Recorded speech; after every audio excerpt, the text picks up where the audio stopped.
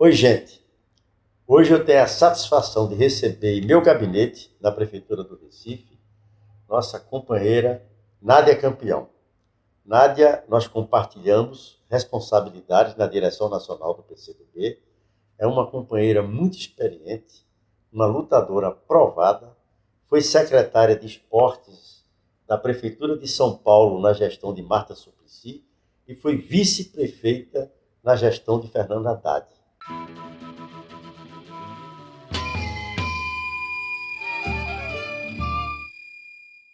Nádia veio ao Recife exatamente para uma noite de autógrafo do seu livro, que nós já divulgamos aqui, que trata exatamente das experiências do PCdoB e da esquerda na gestão pública municipal, as experiências mais recentes.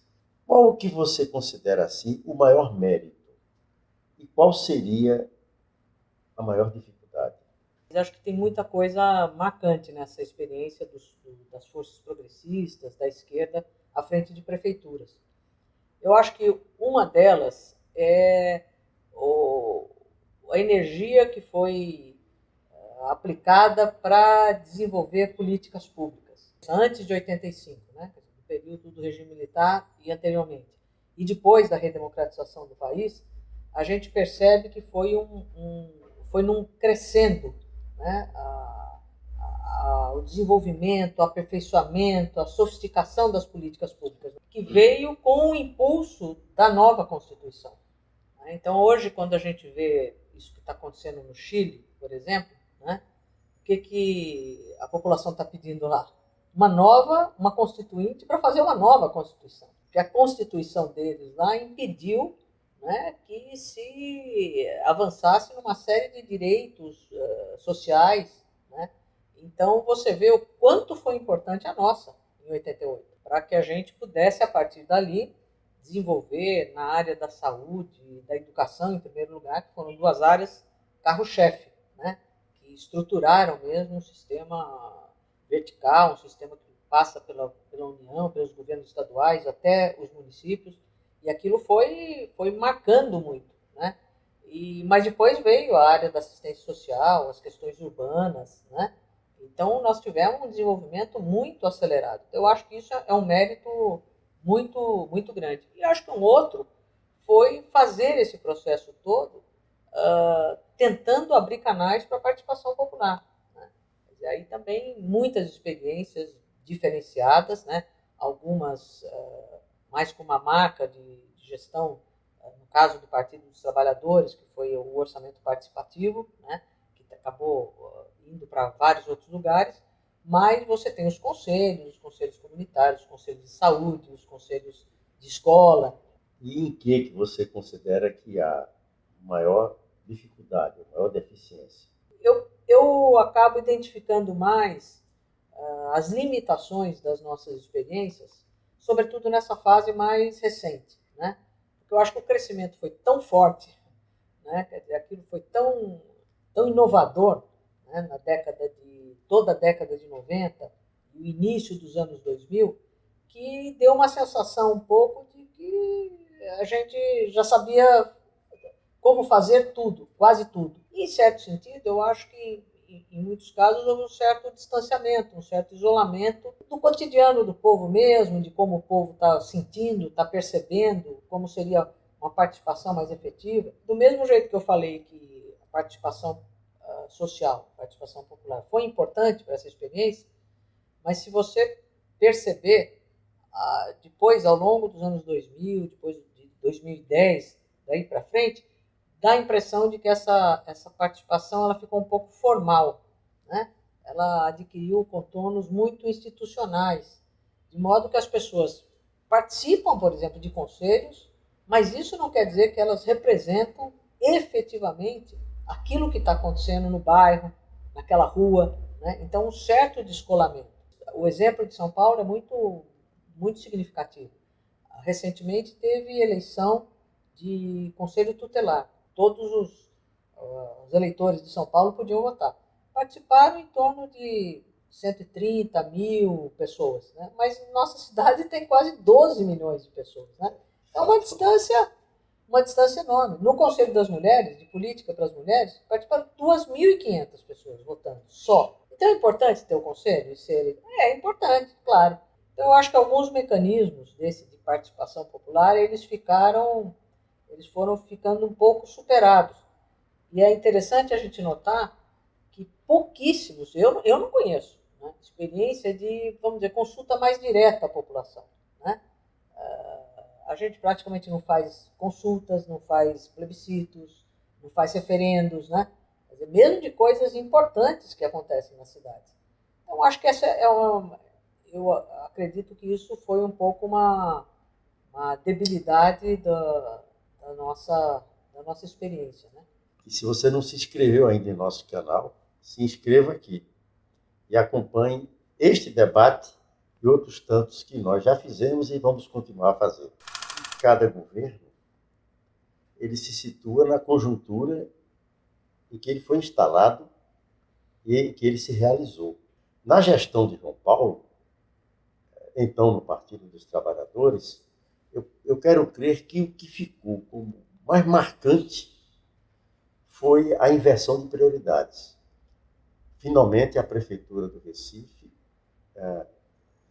retomou o contato direto com a população e inverteu mesmo na lei orçamentária, nos seus planos de trabalho, tudo foi em função da maioria da população, sem romper com o conjunto da sociedade. Já agora, ao final desse governo, desses 8 anos de Geraldo Júlio, eu acredito que a marca venha a ser a retomada do planejamento urbano como instrumento importante da gestão pública. Você foi secretária no governo de Marta Suplicy.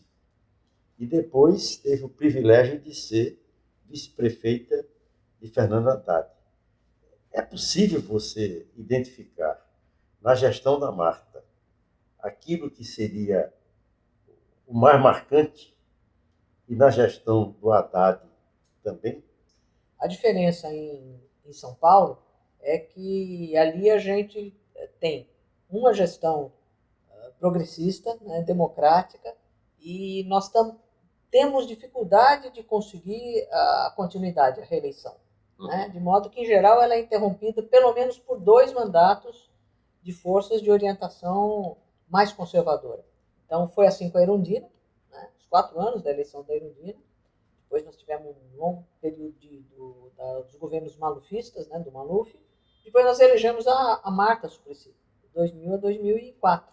Foi uma experiência extraordinária para São Paulo, mas não conseguimos a reeleição. Mais 8 anos, né, de outros governos e depois elegemos o Fernando Haddad. Você não consegue a continuidade, a acumulação no enfrentamento dos problemas sociais. Eu acho que é possível falar no governo da Marta Suplicy esta prioridade social, né, para essas regiões mais pobres da cidade, com maiores necessidades, foi muito mais marcante. Muito mais marcante. Né? É preciso lembrar que na gestão da Marta a gente inovou construindo centros educacionais unificados que todos eram em regiões muito carentes, onde não havia, não só escola fazia falta, mas aquele tipo, né, de centro de educação, quer dizer, que tinha auditório, cinema, teatro, piscinas. Então ele era, na verdade, um centro cultural, esportivo, né, voltado para a comunidade. O binômio que foi educação e as melhorias no transporte público, a gente vê que era uma coisa já se antecedendo ao que depois veio explodir em 2013, né? Porque o problema do transporte urbano, transporte público, mobilidade, é muito forte no país. Né? Muito forte. Em São Paulo, então, nem se diga. No governo da Marta, a gente já viu isso, vislumbrou isso, e foi quando ela começou com os corredores de ônibus, né? Exclusivos na cidade, e introduziu o bilhete único. Né? Então, aí isso foi uma mudança muito forte. Então, ela realizou mudanças muito fortes. Depois dos 8 anos, o Haddad, de certa forma, eu acho que continuou muitas dessas coisas, mas ele como que, vamos dizer, embutiu esta prioridade social nas políticas maiores para cada área. Então, ela não tinha tanto um foco do território. Mas na medida em que ele continuou fazendo as mudanças no transporte público, investindo na abertura de muitas vagas na educação infantil, em creche, nós abrimos mais de 100 mil vagas. Né? Então, tudo isso, claro, tem um recorte social muito forte, mas não teve uma marca tão significativa para as periferias.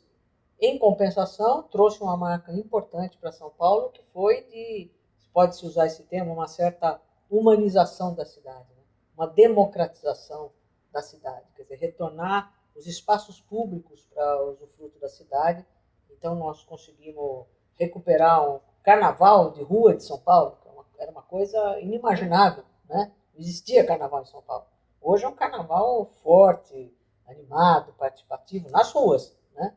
A mesma coisa quando a gente fez de usar as avenidas no domingo para pedestres. Então, o símbolo maior é a Avenida Paulista, mas tem outras, né?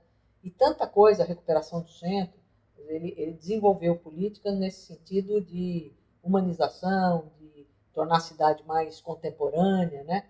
De acordo com essa marca cultural que a cidade tem, que é muito forte. Né? Eu já comentei aqui algumas vezes com as pessoas que nos procuram uma afirmação de Miguel Arraes quando se elegeu pela segunda vez governador de Pernambuco. Ele disse: ganhamos as eleições, assumimos o governo, mas vamos continuar na oposição. Isso causou uma certa estranheza. Como ser governador e continuar na oposição? Aí ele explicava. Ele dizia o seguinte: nós estamos pilotando uma máquina organizada não para servir ao povo. Então nós temos que brigar com a máquina. Por isso ele dizia: continuamos na oposição a essa máquina burocrática, né, institucionalizada para servir as elites, para fazer com que as nossas políticas de fato sirvam ao povo. Se ele tivesse vivido até agora, ele teria certeza absoluta disso. No livro eu falo sobre o período em que nós também incentivamos muito e defendemos, né, maior transparência, controle social, controles externos. Né? Fez parte do nosso programa, sobretudo também depois dos anos 2000, não tanto na década de 90, mas depois disso é uma marca. Eu chamei de uma segunda geração de políticas públicas, né? Onde entraram outros temas. E esse tema veio com muita força. Transparência, aí foram criadas controladorias, corregedorias, ouvidorias. Né? Houve um investimento muito grande, a partir também do governo Lula, em uma estruturação forte do Ministério Público, né? Em todos os seus níveis, enfim, nos tribunais de controle. A cidade de São Paulo tem um tribunal de contas só para a cidade de São Paulo. Mas eu acho que a intenção era você ter um equilíbrio, um acompanhamento, um controle, né, externo da gestão pública, é claro, mas acho que passou daquilo que seria um bom ponto de equilíbrio. Né? Então, hoje, todo mundo tem receio. Né? Gerou uma insegurança, entendeu, Luciano? Uma insegurança de decidir, de assumir responsabilidades daquilo que você considera adequado, justo. Né? Não, tudo é cercado de amarras. Então, sim, no livro eu coloco que isso é um problema atual da gestão pública. Né? Então, nesse sentido, você tem mesmo uma oposição da máquina permanente. E hoje a gente tem um outro problema, né? Que aí o livro também aponta.